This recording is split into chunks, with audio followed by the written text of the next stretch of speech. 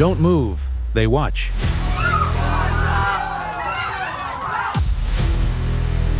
It's us. We're choosing who dies. Please. I have a child. This isn't a game. It's a trial.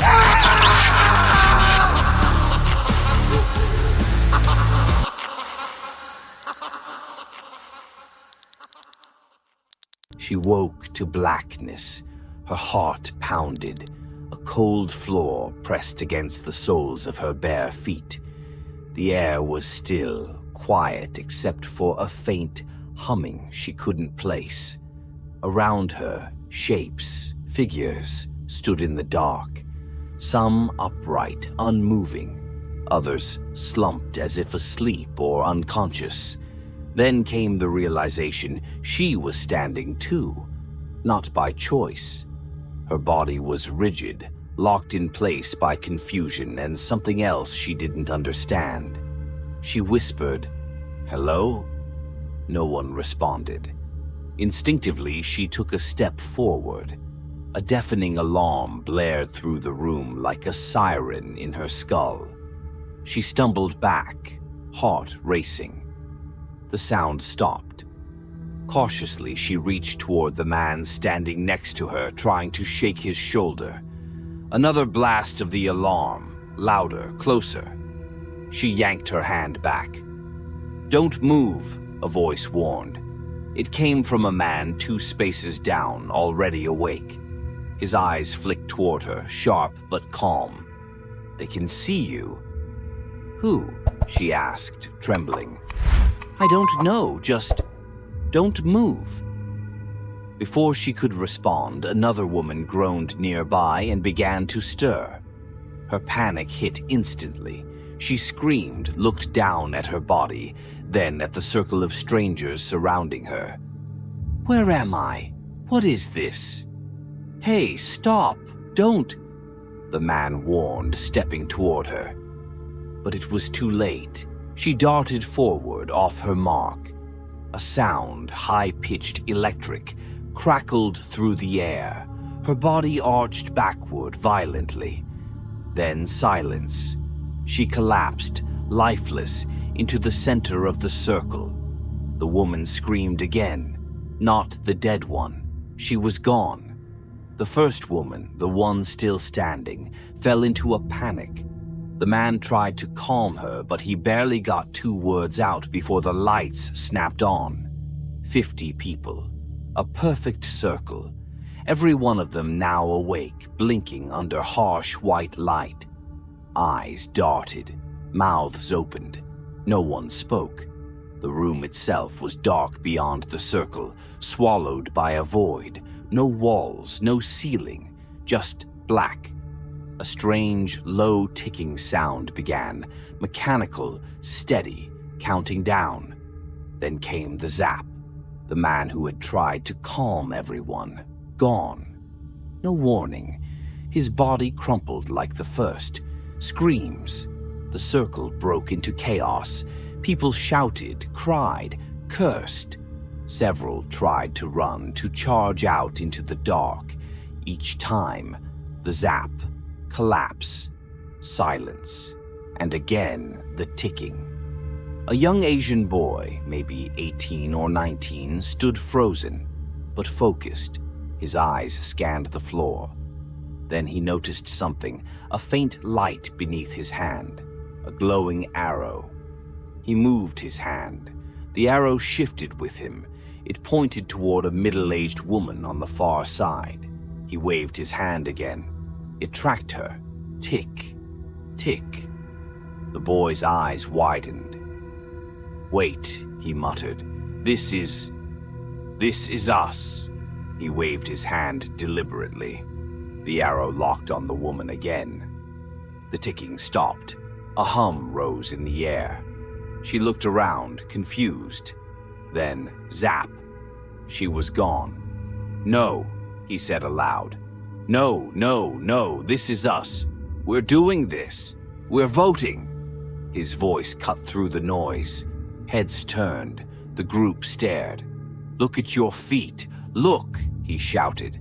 The light. There's a light under your hand. You can move it. You're picking someone.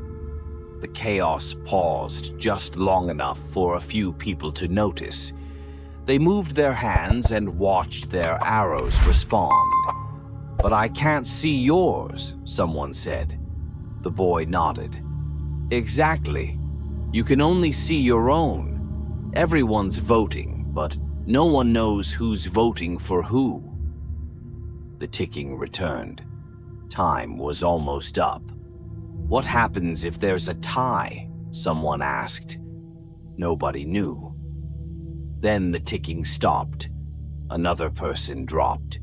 Screams again. A pregnant woman near the edge of the circle clutched her stomach, crying. "They're making us choose," someone else muttered. "This is a game." "No," said another. "It's an execution." Panic returned. One person proposed a theory. What if they all voted for someone already dead? They tried it. The countdown ticked down, and just when they thought it might work, the person directly behind the dead body was zapped instead. A second theory followed. No one vote. Just don't play. Maybe that would break the system. They tried that too. But when the timer hit 0, the system didn't care. Someone was picked at random. Someone died anyway. Another scream. Another body. Tick, tick, tick. That's when a college student, tall and confident, raised his voice. "Shut up, all of you." The noise died instantly. He had authority, maybe not earned, but needed. If we keep screaming, we're dead. If we keep panicking, we're dead. We have 2 minutes between deaths. That's all. We need to think.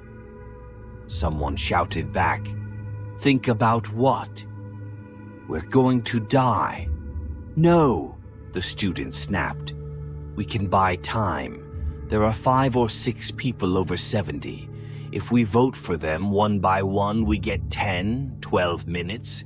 We use that time to figure out what this is. Who's doing it? Why?" A silence settled over the room. Some people nodded. Others protested. It was cruel, unfair. "They're old," the student said coldly. "They die soon anyway." A woman cried out, "You're talking about my husband." But the majority, desperate for a plan, agreed.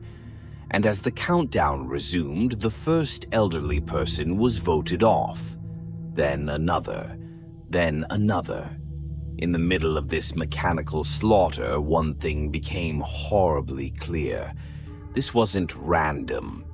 It was deliberate. Someone or something was watching, and it wanted to see what they would do. The last of the elderly collapsed to the floor, her eyes wide with disbelief as the light left them. The circle had grown quieter now, less panic, more calculation. They had bought time, just like the college kid said they would. But as his plan ran out of old people, so did his usefulness. Someone suggested voting for the 52-year-old woman next. "She's the next oldest," the student reasoned. "We're going in order. Logical? Fair." The woman's face twisted. "I'm not lying about my age. My hair's white because I went through chemotherapy. I had cancer." "You're dying anyway," the student replied flatly. "This just makes it easier." "I beat it," she shot back. "I'm in remission." But it could come back.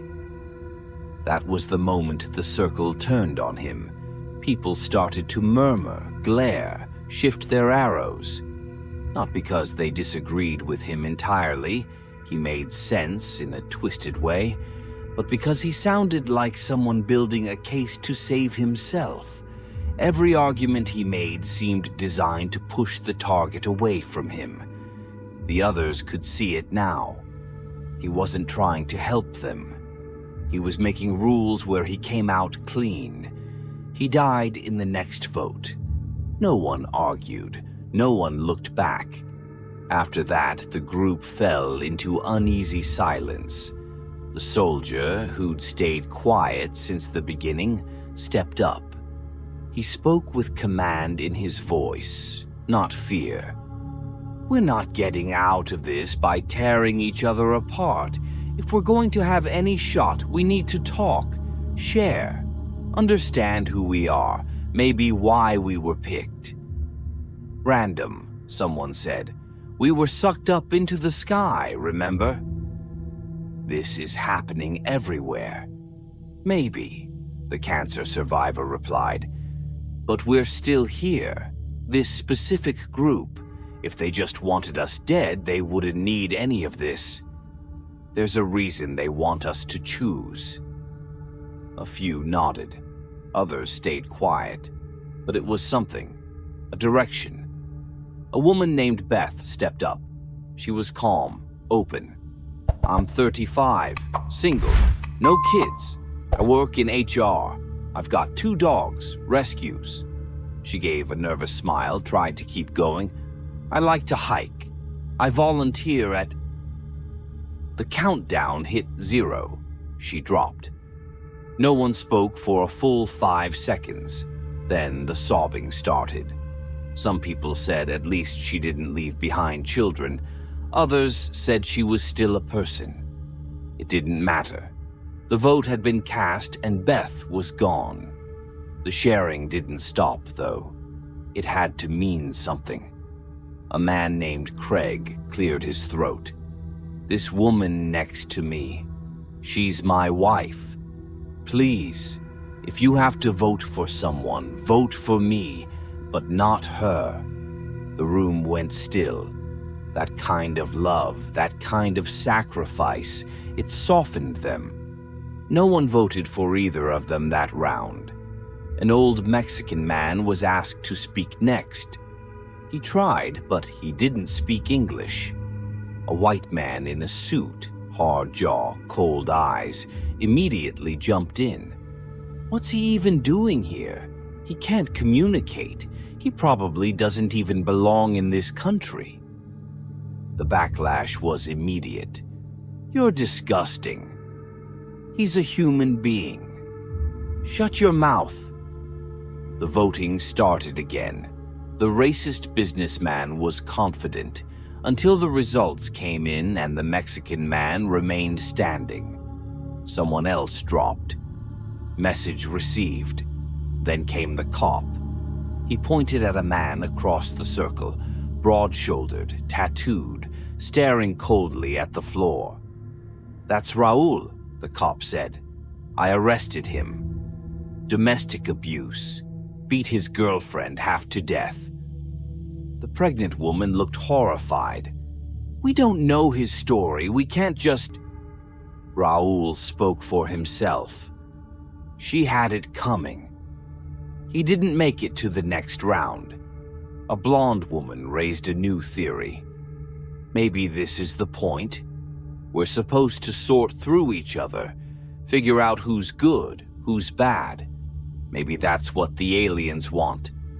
Others pushed back. It's not that simple. People are more than their worst day. We don't have the right. But before anyone could answer, the timer ended, and a Muslim woman was killed. That's when someone else, black, middle-aged, quiet until now, spoke up. Has anyone else noticed something? First the old, then the immigrant, now the Muslim. We're killing off minorities. The white man in the suit, the same one who had gone after the immigrant, snapped, "Oh, come on. Don't make this about race." But the black man stood firm. It is about race, whether you admit it or not. The cop, trying to regain some ground, started ranting. Black people always think they're victims, always want special treatment. He didn't survive the next vote either. The soldier stepped forward again, trying to calm things. This is turning into war. We have to be better. Doesn't matter where we come from. We're all trying to live. He proposed a new plan. Create a tie. Nobody dies. All they had to do was coordinate. First idea, vote for themselves. Didn't work. The system rejected it. Next idea, vote for the person directly next to them. They tried. It failed. One person died, probably due to someone cheating or misunderstanding the plan. They tried again. This time, Eric, a boy who'd been quiet so far, noticed something. A man was voting for the pregnant woman. Eric redirected his arrow to that man to cause a tie. It worked. In the tiebreaker, the man was killed. Eric stood up straighter. I think I figured something out. We can't vote for ourselves. That means whoever's left at the end, whoever doesn't get voted out, survives. That guy figured it out too. That's why he was going after the pregnant lady, the little girl. He knew no one would vote for them. He wanted them gone before it got down to the end. There was a pause. Then the shift happened. Some agreed with him. If only one survives, it should be one of them. Others were colder. Number. That's not fair. We'll all die just so some unborn baby or kid lives. That's not right either. The soldier urged caution. Then leave them alone for now. Focus on the rest of us. Eric shook his head. They're targets now. We have to protect them. They voted again. Someone tried to target the pregnant woman. The others tied the vote, saving her. One man pushed harder. Just kill them both. Get it over with. He died in the next round. That was when Craig stepped up again. Does anyone want to volunteer? Just buy us time? Silence. Then a teenage boy raised his hand. Then an older black man. Then an Asian woman. Quiet. Strong. My son died last year, she said. Maybe I'll see him again. A minister stepped forward, offering comfort. You will. God's waiting. She smiled, stepped out, and died. An atheist scoffed. You don't know that. God isn't real. People who believe in him are idiots. He looked around for support. Saw none. He tied with another woman. She died, but he knew he'd be next. Desperate, he turned on a blonde woman next to him. You got breast implants, didn't you? Trying to manipulate men. You're pathetic. But no one bit. He died next. Then came a new angle. Who has kids? One man singled out a woman he thought was childless. Turns out she had a kid. And a wife. That was enough for him. No child should grow up like that. It's not normal. That was enough for everyone else. He was gone in seconds. As the circle shrunk, a hippie-looking man began to make waves. You all realize how this ends, right? 2 people left. They vote for each other. Tie. Both die. That means one of the last 3 has to decide. He looked at the pregnant woman, then the little girl. We're handing that burden to them. That's cruel. The soldier called it what it was. Manipulation. You want to get rid of them so you don't have to face it later. The banker joined in, asking the pregnant woman about her life, her job, whether she was even married. Fishing for dirt. It got him killed. 2 sides began to form, one led by the hippie, who wanted a fair fight at the end. The other by the soldier and Eric, determined to protect the pregnant woman and the little girl at all costs. Votes became strategic, deaths more deliberate, and all the while the clock kept ticking. The circle was smaller now. Where there had once been 50, maybe 20 remained, every space between the living marked by the body of someone who had stood there minutes earlier. The room had changed, not physically, but in atmosphere. The panic was gone. What was left now was worse, cold, quiet calculation. The soldier stood beside Eric and the pregnant woman. The little girl clung to the pregnant woman's hand. Neither spoke, neither needed to. They were the heart of the growing divide. Across the circle, the hippie man took a slow breath and addressed the group. "We all know where this ends," he said. "Two people standing. One has to make the final decision. If it's the little girl and the pregnant woman, who makes the call? The child? The baby? That's not mercy, that's a trap." A few people nodded. "They shouldn't be here at the end," he went on. "It's cruel. One of them will have to live with killing the other, or die themselves. Let's not pretend this is noble. It's not. It's cowardice disguised as compassion." Eric didn't speak. He just looked at the girl, then the woman. He didn't need to say it. His side was clear. Someone new, an older banker, turned to the pregnant woman. "What do you do? For work, I mean. Are you even married?" She blinked at him, confused. "What does that have to do with anything?"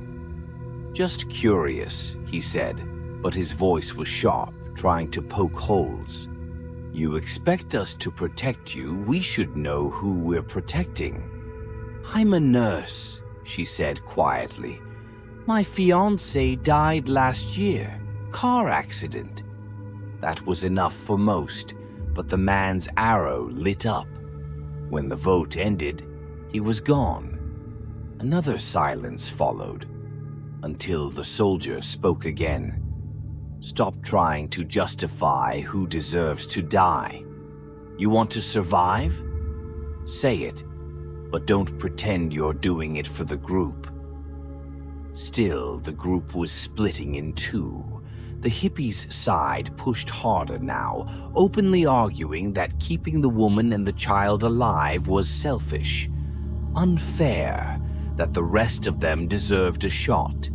The soldiers' side stood firm, seeing it for what it was, fear dressed up as logic.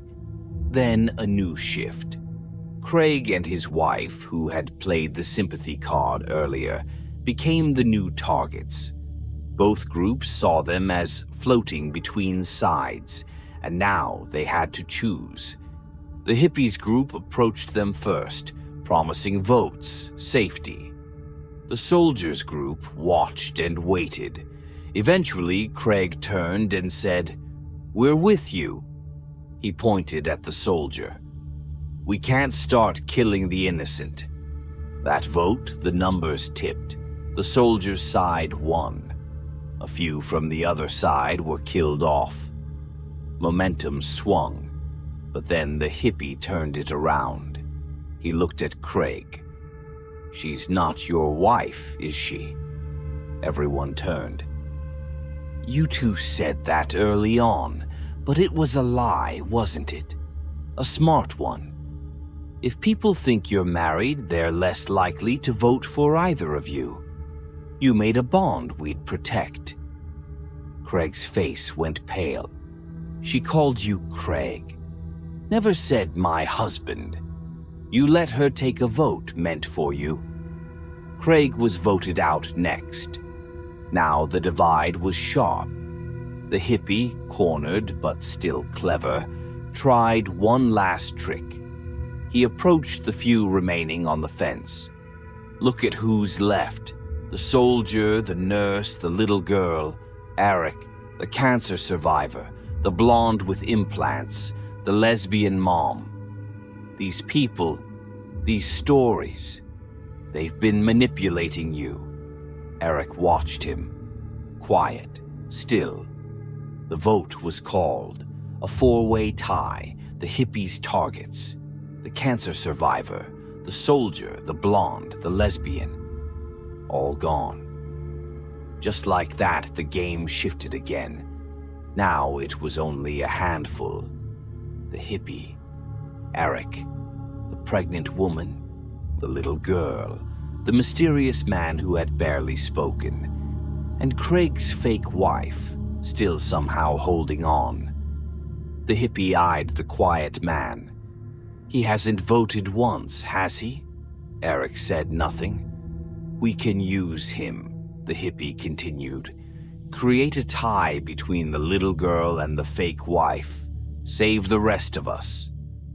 Eric nodded, seemingly in agreement. The vote was cast. Craig's fake wife collapsed. The hippie froze. Wait. What? Eric turned to him. He hasn't voted all this time. I knew he wouldn't this time either. That's why the tie didn't work.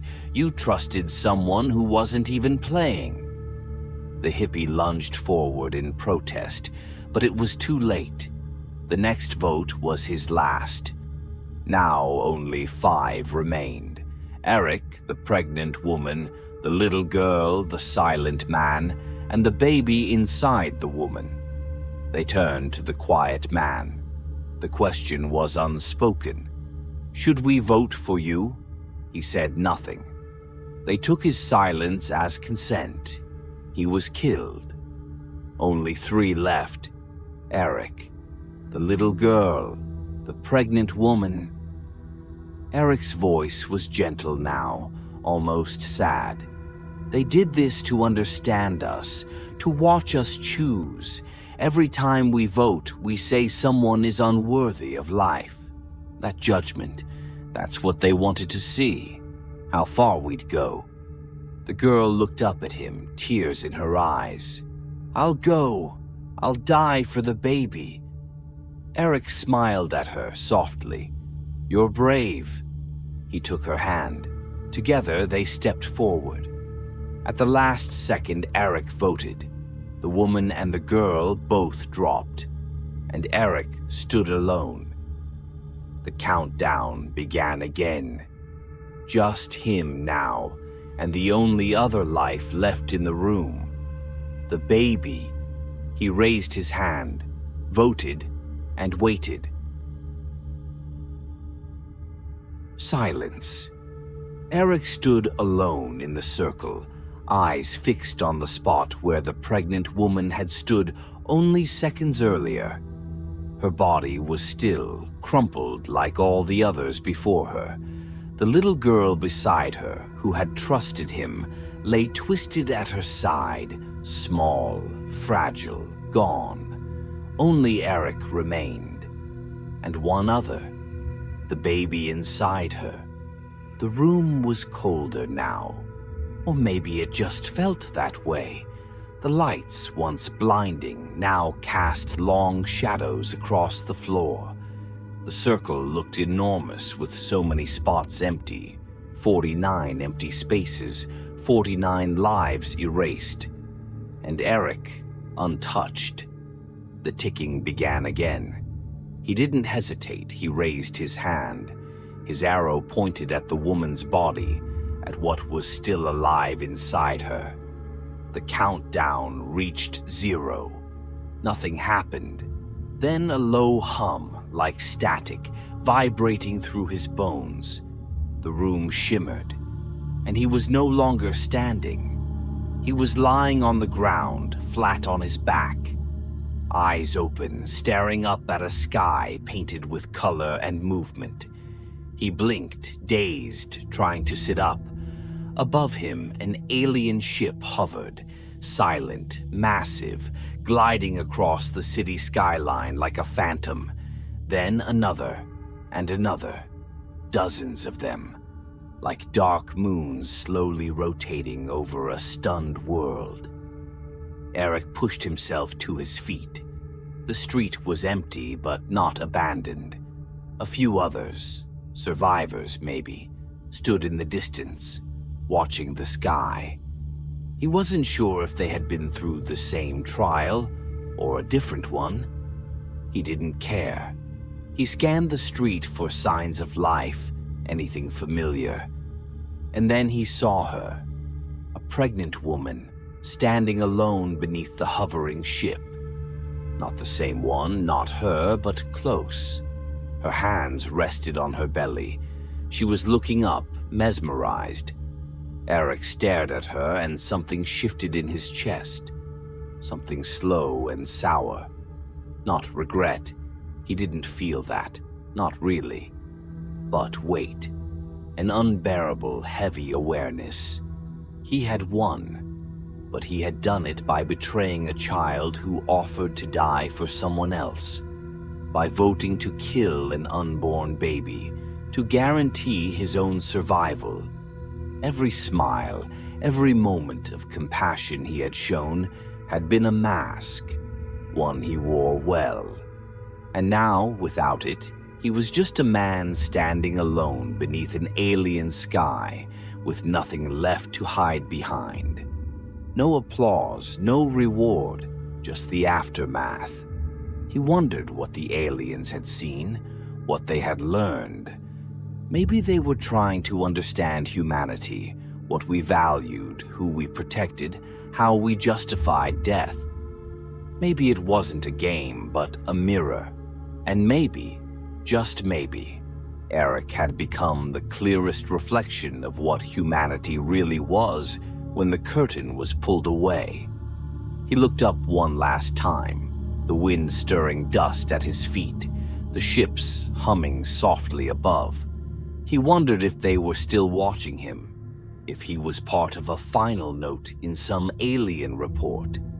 Then he turned his back on the woman in the street and walked toward whatever came next. Alone, alive,